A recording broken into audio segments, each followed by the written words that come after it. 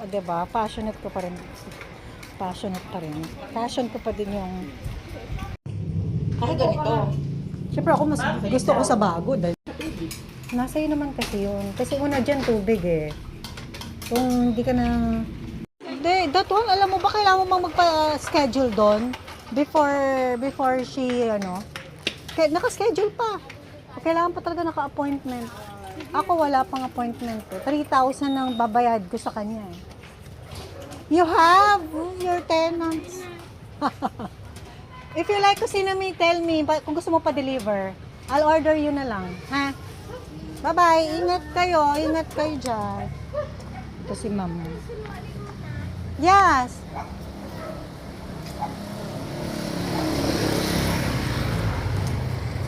Dito tayo. Pauwi na. Like, kapag wala na ako masabi, sasabihin ko na yung si Doc. Sabihin ko na si Doc na, oh ma'am, merong clinic si Doc. Diba?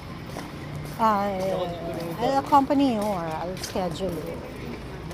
Get an appointment. And then sabihin ko agad magkano? 3,000 ang check-up. Yun. Anyway, ayun.